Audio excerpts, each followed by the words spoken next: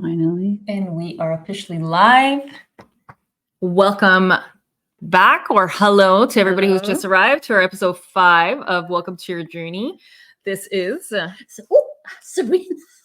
Sabrina, who's burning herself with a smudge from We Love Divine, and my name is Katarina from Looking Inwards.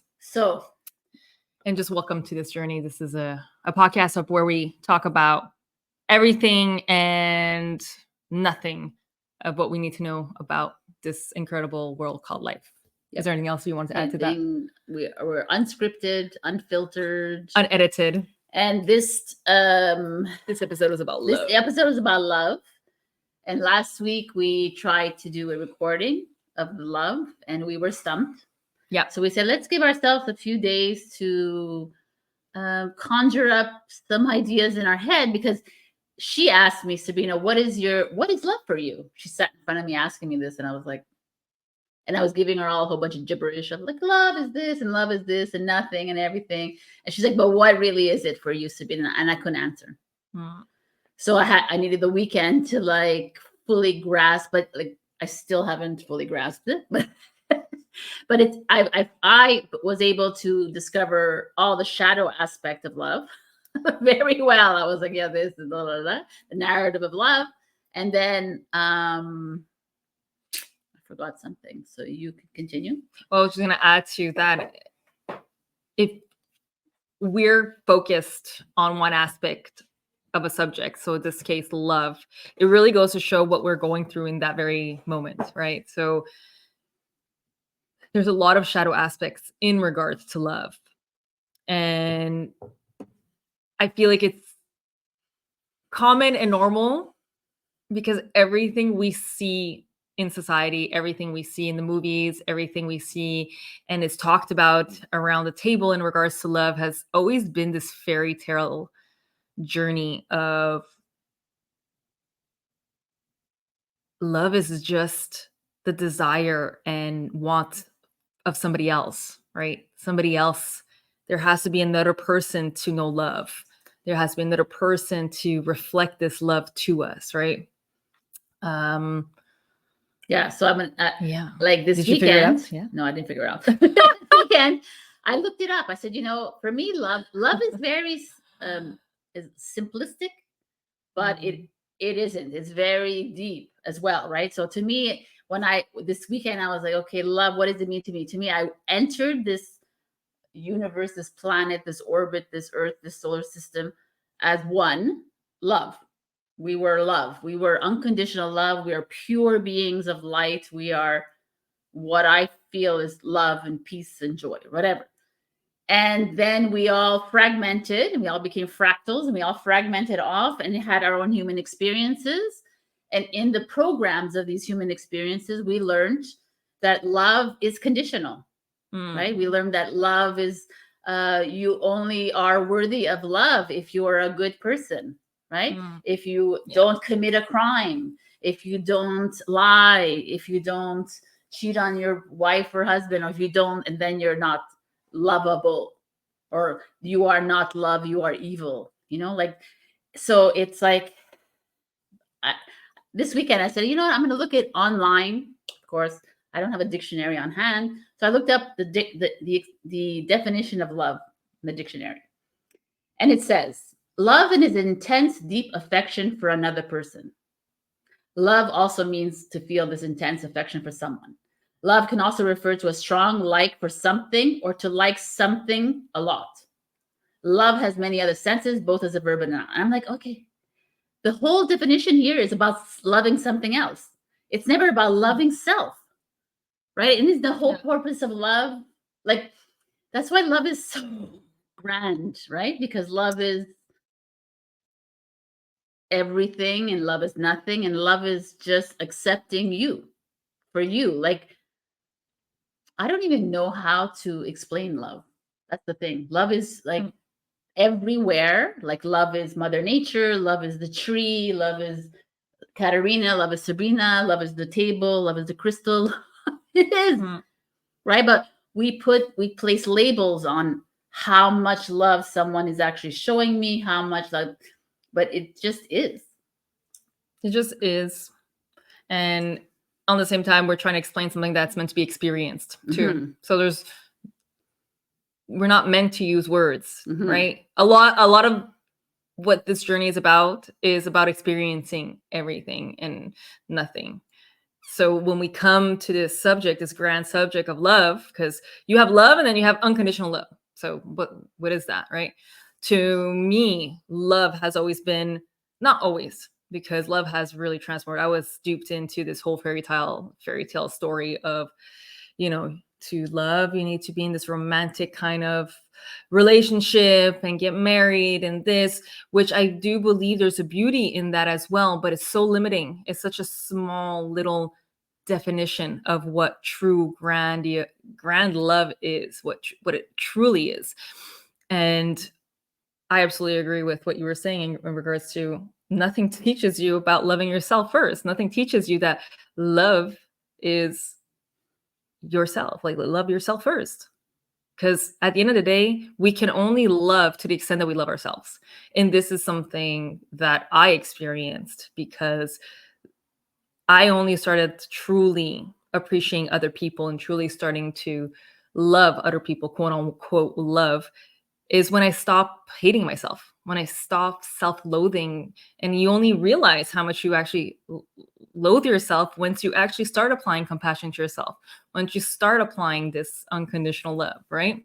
But also, you can understand how love when you are in the relationship and you're allowing another to treat you badly, right? It's because you don't love yourself enough that you allow this person to condescend to you.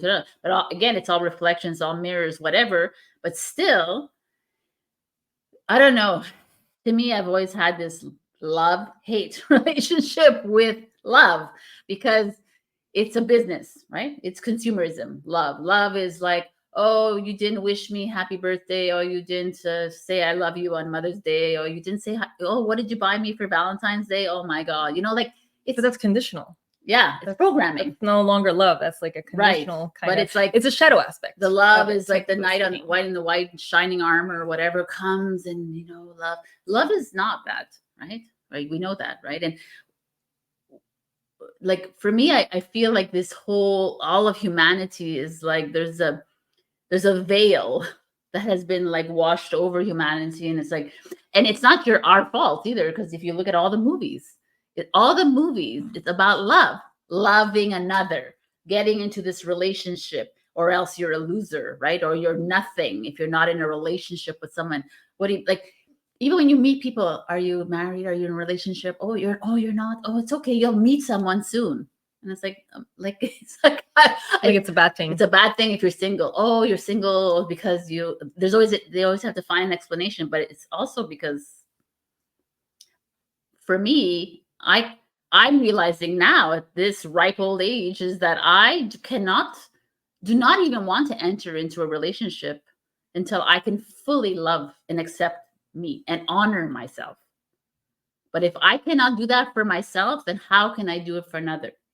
And a lot of people I've talked to, they're like, well, Serena, then we'll never get married and we'll never have children and we can never do this because how long will it take to honor and love yourself? I said, well, if we started young to learn to continue with, like, as a 0 to 7-year-old, I fully love myself, I'm pretty sure, right?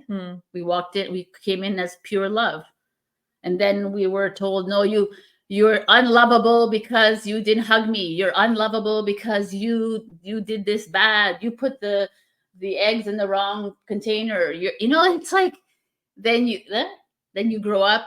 Oh my God, everything is very constrictive, right? You like fear. Fear is the shadow of love, like we talked about it last week. So it's like then you cannot express love anymore. You're just learning the conditions of somebody else's love or lack of love for self. Because a lot of the times it's never about the thing or the place. Oh, you didn't love me. Oh, you didn't send me a happy birthday. It's not about the happy birthday. A lot of the times is their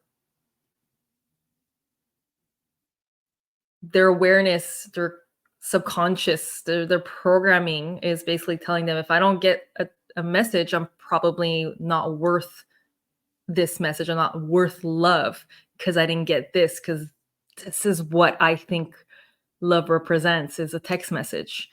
And especially when you're 0 to 7 years old, Mm-hmm. it's not like somebody tells you, oh, I don't love you because you did this, but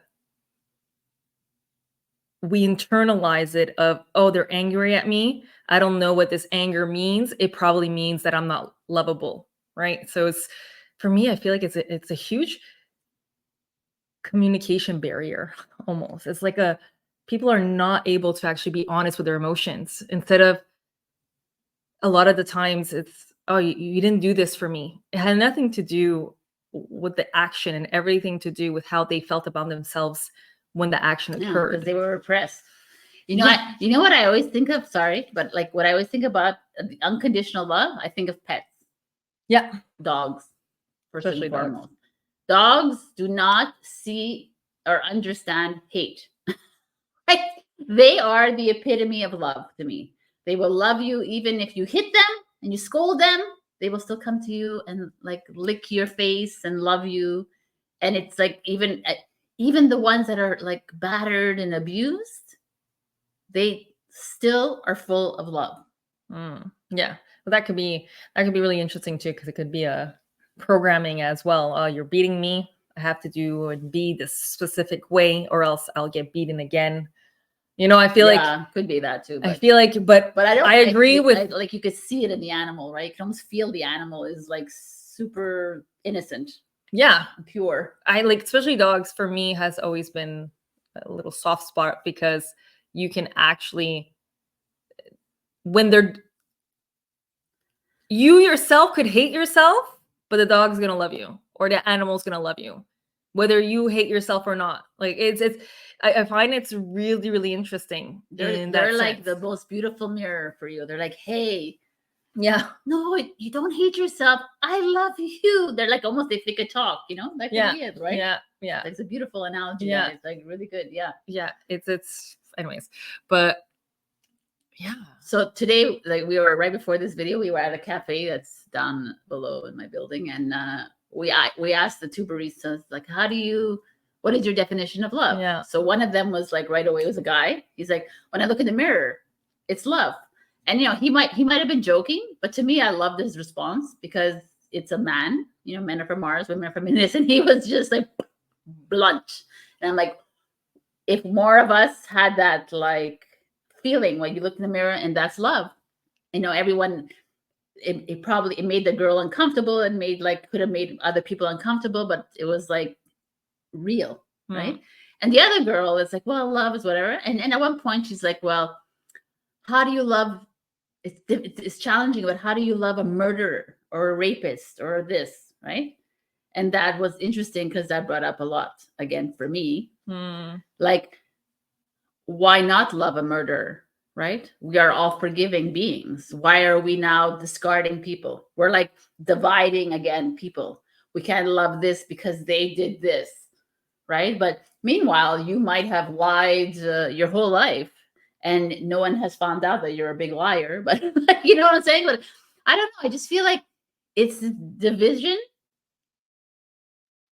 program. It's the program division of people.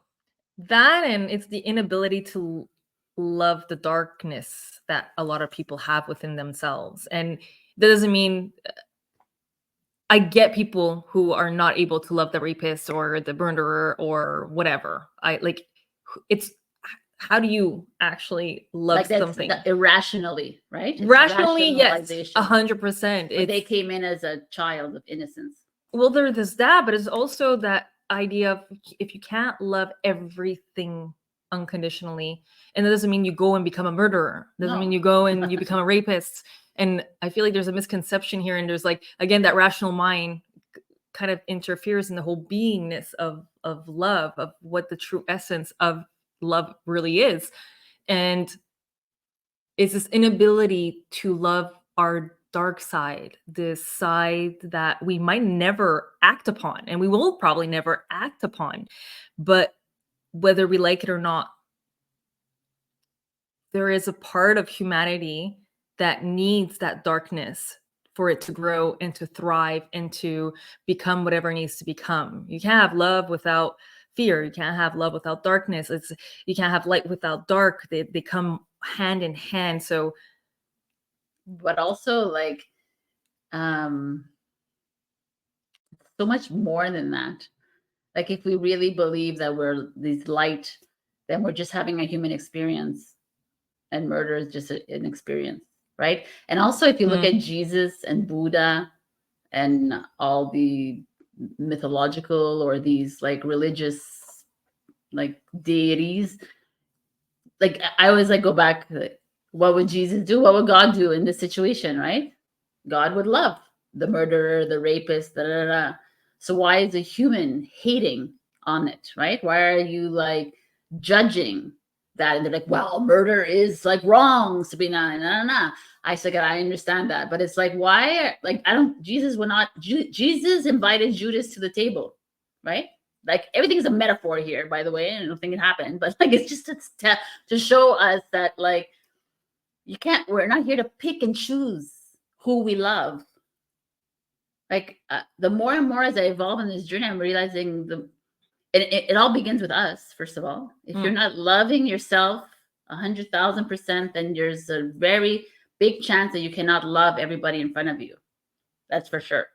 And in loving yourself, like totally and truly, is when I can sit in front of this murderer and love his pure essence and love his soul or her soul. The divinity in them. Right? Because they came here and obviously they were tortured and traumatized as children or whatever to be committing this. Or if there weren't, there's probably something else. There's something else, right? Yeah. Whatever.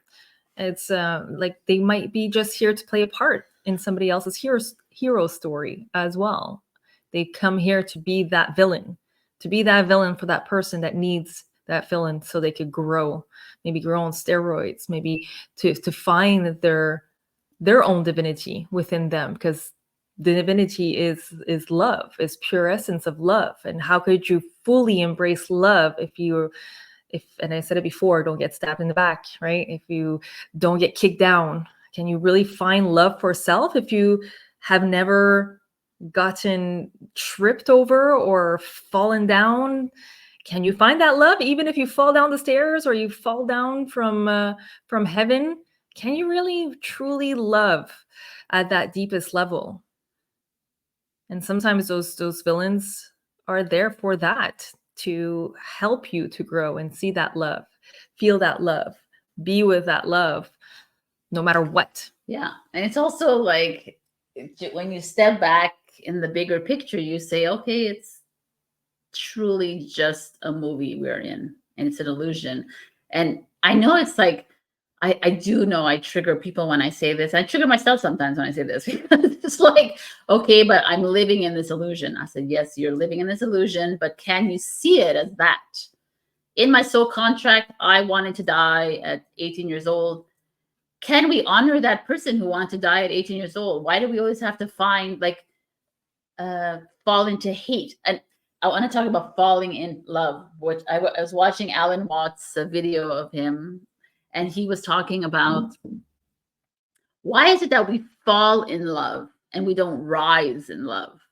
And I said, well, because that's the inversion, Alan. That's what I'm talking. I was like, we're always like, everything has to be like a negative connotation, almost like you're falling in love.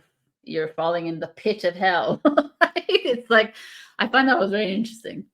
Yeah. Instead of rising in love. Yeah. Why can't love rise us to be like to something else, to our greatness, to our internal power, right? And there was a couple of other things. Yeah, there was just the idea of us always compromising in love, in our relationships, like, well, and changing the way we are to appease to the partner. And it's like, it's just, that's not love. Everybody's like, yes, that is love, Sabrina. You have to compromise, you have to change. I have to change him, or he has to change. Like, that's not it. Like, that's why I am at this place in my life right now where I even told her, I'm like, yeah, I don't want to even, my next relationship will be someone that I don't want to change, first of all. Mm. And I don't, if I wanted to change him, is because I didn't completely love myself. Right. So it's all about that. It just all goes down to that. I just want to love. I'm learning to honor my journey here and love it completely before I can even think of going into another relationship. But that's me. And it's Like, also everybody's when different. you're in that fullness of self-love, one, you're not going to attract people that you need to change because you've already fully accepted yourself, and the other person's going to be the one who fully accepts themselves. So you're already, and this is where the compromise, I think, gets misconstrued. It's, oh, I need to change this person, or I need to change myself. And if it's already within you, it's going to happen naturally. You don't have to do anything. Whatever this person is vibrating, it's going to ripple off something that's already inside you that wanted to do that anyways. And you're going to do it out of pleasure. You're not going to do it because, oh, this person is telling me to do it. This person is forcing me, or I need to do it, or else this person's going to leave me. There's no fear attachment. It's just, it just is.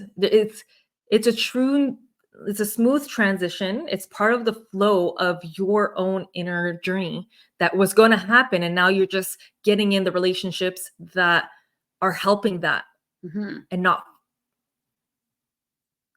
I don't want to say forcing, but they're not triggering. It's like it's two different ways to see compromise, because it's not compromising anymore, because it is what you've been wanting to do anyways, internally, in that deep essence of yours. Because it's not like even if I love myself completely and I'm with someone, they might trigger me 100%, but my reaction to the trigger won't be like, like victimhood or self-pity, or won't be like, oh my God, like, it'll be like, oh, okay, like it's like a difference when I can only assume, because I'm not 100% in love with myself yet. So when I'm fully 100% in love with myself, it'll be like, oh, it's just gonna flow right off me, right? And it'll just flow, and we'll just all flow. And it's not only with a relationship; it's like I love with Katerina, my like friend, friendships, my family. father, my whatever, everybody in our lives, right? That's just like, there's no more like expectations. There's no more like attachments. There's just like, all right. It's like fully accepting. Like, that's what you were saying before too. Love is accepting, just fully accepting what is and how it is on this specific moment in this specific journey. And just because you accept something doesn't mean you stay with someone. Exactly. There's that too. Just because you accept something, I accept it, but this is not part of my journey right now. I gotta go. And that needs to be accepted as well, right? And this is where I feel that's a good one. The big misconception in terms of compromise, but also in terms of sacrifice. Like, people think they have to sacrifice themselves or their relationships. Is that what you're trying to say? No, okay. No. It's like, it like slipped my mind. Okay. But trying to fill it in. I don't know. It's a good one, because it's true. It's part of the compromise. It's sacrificing. We think we need to, for pure love, you need to sacrifice yourself, which I don't agree. But in terms of, it just completely left my brain right now. It'll come back. It's gonna come back. It's gonna come back. But like, what were we talking about? I was talking about the whole accepting of self. Yeah. And this whole this misconception. Yeah. Well, it kind of ties into the sacrifice. If you're sacrificing yourself, you think you need to stay in something because I have of children, love, because of this, and it's like, that's all like, no. And it's because it like, what, again, it's all like, the same things, like, what are people gonna say, blah, blah, blah, but if like you truly love, I don't know, it's just like again, I feel like when we talk about love, I always like want to ask, like, what would God do? What would the consciousness do? Kind of thing. Like, that's who we are, which is God. When I say God, it's like, God is pure love to me, right? God is pure acceptance of self, of pure light. So what would God do? What would the divine do in this moment in time? They would honor themselves.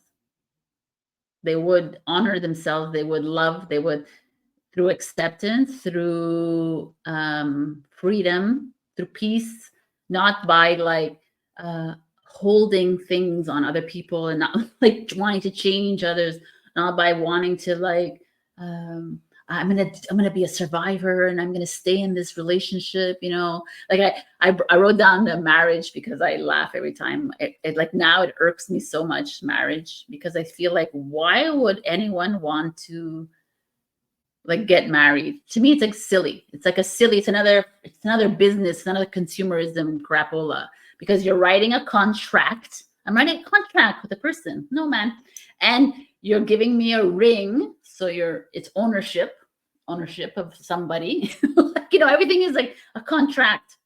And they're like, oh, Sabina, you're such a like hater and whatever. But marriage is like I don't need marriage for you to tell me you love me, right? If you love me just like that.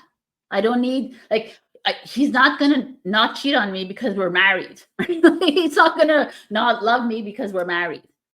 That's like, to me, again, it's like this all this programming and this limited belief system. And love is love. Just is. That's why to this moment, even I still cannot give you a definition of love. It's very big. Huge. But going back to marriage, there's many different types of marriages also. You have, and there's a shadow aspect and a light aspect, and then you have the neutral aspect of this concept that we're talking about, love, right? You have people who don't get into marriage because of the whole big wedding ring. They really go in it with the sacredness of union, right? This union, this coming together where it's like, I'm making a promise to you and we're going to just be with ourselves in the fullness of love, no matter what happens in love, right? Because that, to me, was always what I thought the marriage was before I realized that it was a big, not propaganda, but it was like it's a narrative.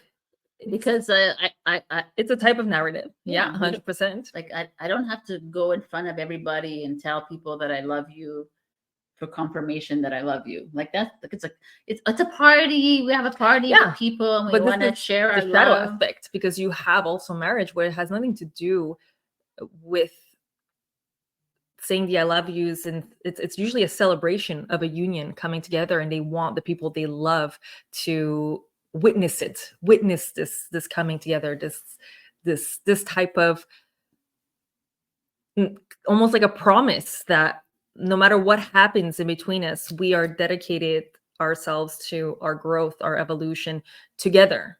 But both people need to be in that mindset, need to be in that willingness for growth, because a lot of the times if you get into some kind of challenges, one person always tends to want to give up more than the other person. Well, that not it, but because you're married, you're gonna help each other. That's the thing that doesn't make sense to me. So, because we're like have a contract together, then you're gonna help me more because we're married? No, but if I was just like I would. That's why like I don't get it, because like I would go out of my way for you, and I'm not married to you. No, but we have my dedicated a friendship though. However, but we haven't had a celebration about it. But we can. I know we can. That's the thing. Fine, but I just don't. Like, I feel like it's like a little. It's just another human way of like celebrating. I guess having a party. I don't know what it is, but I don't think it's about a party and celebration here. I think it's just it's very constrictive to me. Yeah, and to me, it's like, oh, I'm attached to you. 100%. And I'm like, no, you're not. Like, that's why. And it's funny because like early on in my journey, I met this woman who like kind of triggered me at the moment, right? She was an older lady than me, and she was very neutral, and she had no emotion. Like I would talk to her like about like someone who died in my life, and she was like, oh, but she didn't have emotion. She wasn't like feeling sorry for me. And at the moment I was like, I want you to feel sorry for me, you know? And I was like, and now I look back at her and I'm like, wow, she was the epitome of like non-attachment, right? Hmm. And she was like telling me that she didn't believe in marriage and whatever, and she had many men that she loved, right? I said, what do you mean you have many men that you love? I'm like, yeah. She goes, I love him and I'm with him when I feel like it, and then I go to him. But it wasn't done like, it was like, she was just like, well, it is what it is, right? And when I left, I was like, at that moment in time, I was like, I want to get married, and what does that mean? And now I look back at her and I think of like, yeah. So she had like, it's not about being a swinger. It's not about like, it's not even sexual. That's again, love and sex is not the same thing at all, right? It's not about being sexual. 100%. Like maybe she was sexual with all these 4 different men, but it wasn't, it was like they offered something different to her. And each party was okay with that, right? And I'm thinking more and more, and I'm like, I don't know, that's open. Like that's like, how do I say this without sounding like a hippie? I don't want to be. It's not like, oh, I'm going to give my love to everybody. It's just like this feeling of love of self. Like she loved herself, and she knew who to give to, what not to give to. It was just like free. She knew herself completely. But actually, I remember what I was going to say before, and ties into this too. It's like, before, we're not honest enough about our own emotions to ourselves. We're not honest with our own emotions. Therefore, we cannot be honest with other people with our emotions. And this is where, to love yourself, like, she sounds like to me, she knew who she can open up to in what ways, in different ways, because she knew herself and she was able to connect with all of these different men, and just being honest with them probably created this safe environment for her to open up her heart and to open up her awareness and get to know herself a little more. And this is another thing too. Just when you're in a relationship, whether it's friendship, love, it's a fast track way to know who you are if you're paying attention to it. If you're looking at the triggers and you're like, oh, there's still something there that I'm not fully embracing about myself, or else this wouldn't trigger me, or I'm not being attached by, there's an attachment here, or else why would this bother me, right? So it's what were you gonna say? No, it's okay. I'm listening. I was just breathing heavily, but I was, for me also, love is a narrative, because I don't think we're here to love another. Like we're here to love everyone, because we we came in loving everyone. Everyone meaning the human, the nature, the waters, the whatever, everyone, everything. We come in loving it all, because we are it. We are the emanation of love. Yeah. Right. But I feel like loving another and moving into these things, I don't think that's why we're here. But it could be as an experience. I get it. That's where I get like a little bit like, I don't know. Like if I come back in a year from now, we could do this again and I'll have a different perspective. But maybe in a month from now, I'll have a different perspective. But I don't know. I feel like as I evolve on this journey, love is, I think that we put so much attention on love, and I at 25, I want to get married, or I want to find love, love. I need to find love. And it's like, we narrowed it down to like too simplistically.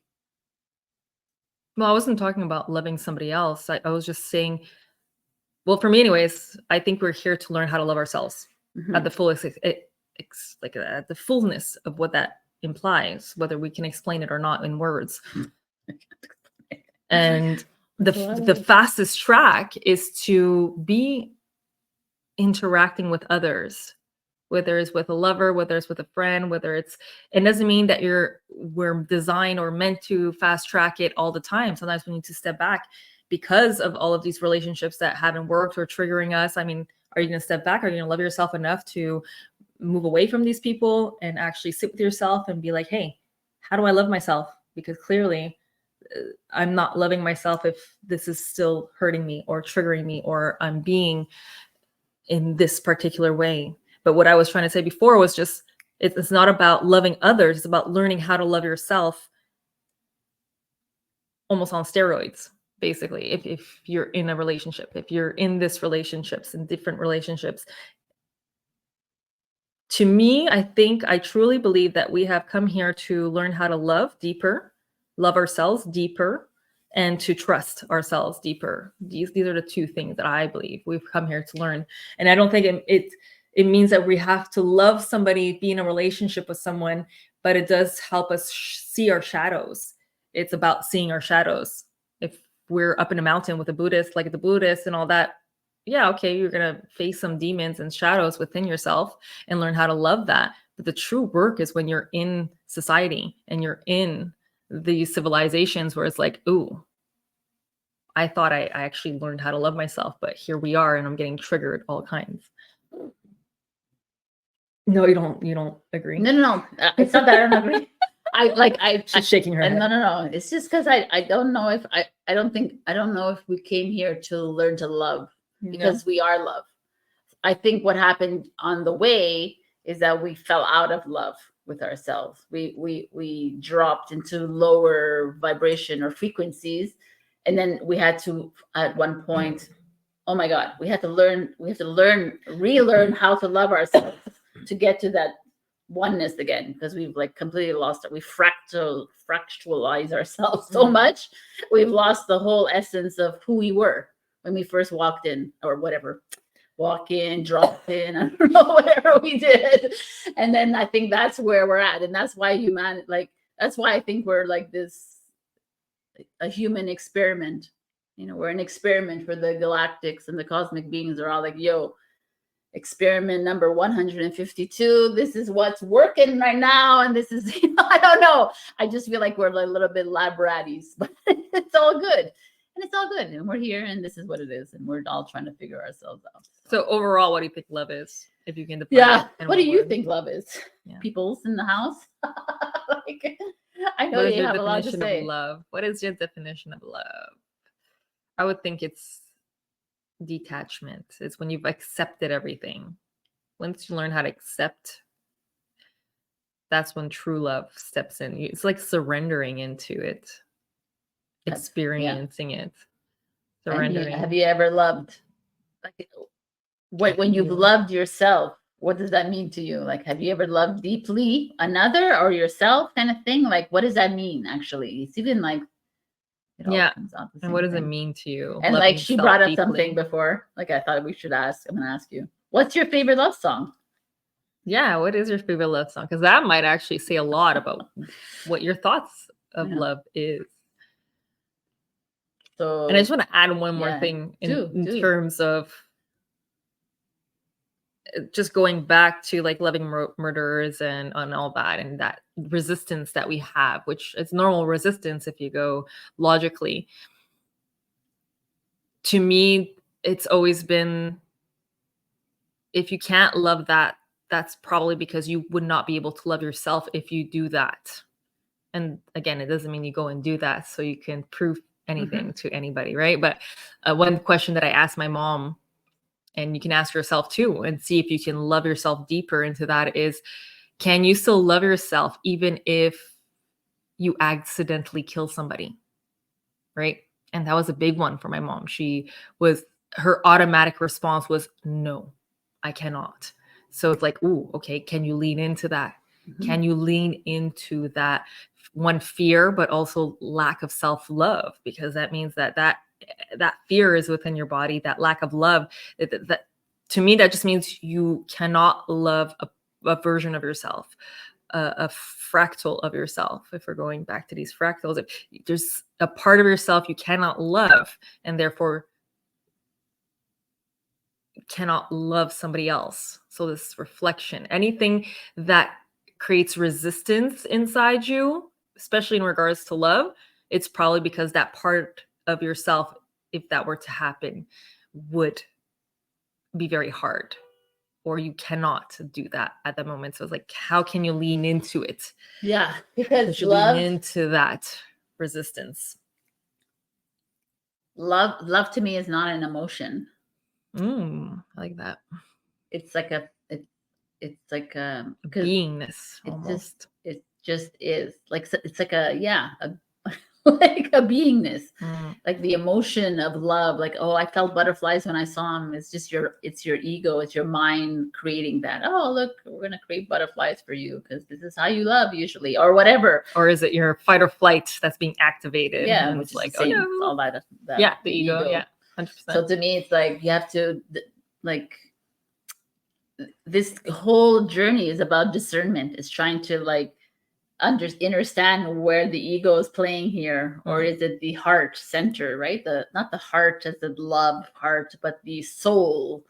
Like the soul is neutral, so love is neutral. Love doesn't have conditions, right? Love doesn't say, oh, I only love you because you are like a pious person and that you don't lie and that you don't, but love doesn't love the murderer, right? That's that whole idea we were talking about. So love loves all. So what is love to you? Yeah, what is love to you? All right, what is loving all also to you? What is loving all? What is loving all? Yeah, what is love to you? What was the two other ones we said? Are you able to love yourself deeply, and what does that actually imply? What does that actually mean? And yeah, that's it. What is your favorite What's your favorite love song? That's just a fun thing. See like where you're at. Yeah.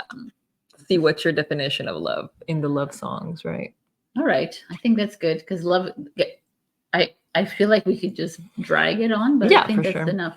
There's a lot of information that we can. Yeah. And we'll be talking a lot about, eventually love shows up in all of the topics anyways, because we are the one true love being. So the next topic, I don't know what it's going to be. It could be mirrors because a lot of people want to talk about the mirrors, but it could be acceptance and expectations. We have so many. So check us out next week for whatever that is. Yeah, I liked how you said love is not an emotion, because that's yeah, I do resonate with that a lot. I do feel it's not an emotion. It's almost like a living thing. It's almost like a living entity that we probably came from. So anyways, it is. It's like you like when we're walking anywhere in the street, in the forest, in the tree, the whatever, the rock, the thing, that's love. Why, like, this is the limited again. Love is only between two people. Love is a baby and a mother. Love is a husband and a wife, or whatever, and a partner. It isn't a mainstream. It's a lot more. That's the mainstream narrative that we talk about usually, is that. I do feel like it's changing. I do feel a lot of people are kind of waking up to that. Like, oh, wait, what is this? And the mainstream is what we're breaking free of, that illusion that you were talking about, 100%. Anyways, we will see you next week, Wednesday, same time, same place. Share this to your friends. Leave comments. Share, like if you want. Whatever. And check us out on Saturday as well. We're coming out with the High Priestess. The High Priestess coming out for our mini tarot series. If you want to know a little more about tarot and want to use tarot to dive a little deeper, or if you just want to know what tarot is all about, every card. This is what we've used, these tarot cards, and how we use them. So take advantage. Sabrina is awesome in terms of reading, and so am I. Yeah, of course. 100%. I am you, you're me. Have a good one, guys. Love you. Talk to you soon. Okay, bye.